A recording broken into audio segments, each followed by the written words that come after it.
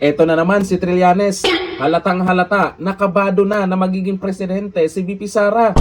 At parang inamin na niya dito na mahirap talagang tapatan o talunin itong si VP Sara sa 2028. Akala ko ba ang malakas na pwedeng pantapat dyan ay si Risa Hontiveros? Yun yung pinagyayaw-yaw ni Trillanes nakaraan. Pero ngayon, iba na naman ang naisip niyang paraan. Paano magkaroon ng magandang laban kay VP Sara Duterte sa 2028. Naku, naghahanap na siya ng kakampi. May panawagan na itong si Trillanes. Eto, sa balita ngayon. Trillanes nanawagan ng unity kay Marcos Jr.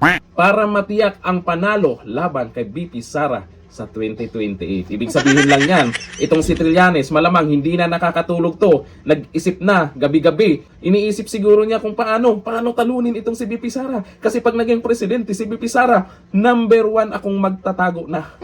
Malamang, magtatago ka talaga.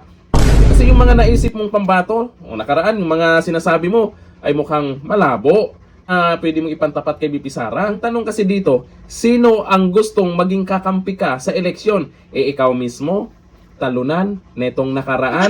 Subukan mo muna tumakbong chairman ng barangay. Malapit na yan.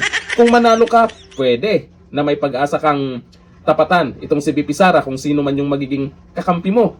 Eto ngayon, may panawagan siya kay Marcos Jr. naman siya. Kasi malamang dito sa panawagan niya, meron silang gagawing kandidato. Malamang itong si Risa Hontiveros yung sinasabi niya nakaraan. Tapos mag-unite sila ni Marcos Jr. Magtulong-tulong sila para kalabanin o para may laban din naman sila kay VP Sara Duterte. Kabadong-kabado na yan. Kasi itong si Trillanes, alam naman natin, lahat ng mga pinagyayaw-yaw nito, puro Duterte na lang. Eto, nanawagan si Antonio Trillanes na pagkakaisa sa pagitan ng Middle Force at ng Marcos Base upang masigurong hindi mananalo ang kampo ni Vice President Sara Duterte sa halalan 2028. Nakakatulog pa ba to? Walang ibang iniisip to kundi puro Duterte.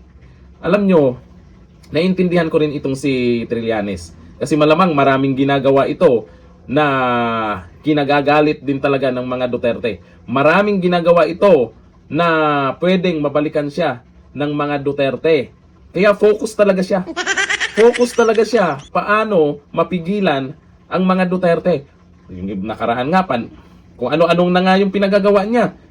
Paninira, pati yung sa mga kakampi ng mga Duterte. Sinisiraan niya. Nagpapakalat kung ano-ano yung mga information na pinagsasabi niya.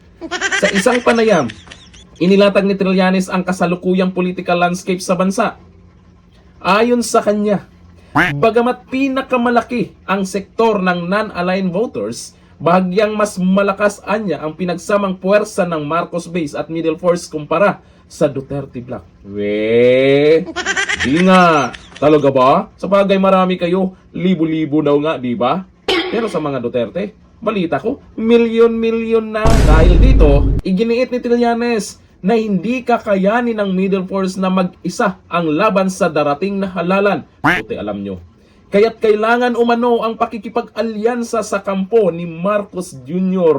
Isas naman talaga. Hindi nyo na kailangang sabihin yan. Alam na namin ngayon pa lang. Nagtutulungan na kayong siraan si VP Sara. Nagtutulungan na kayo paano harangin yung pagiging presidente niya. Malayo pa yung 2028 pero ngayon pa lang kinakabahan na.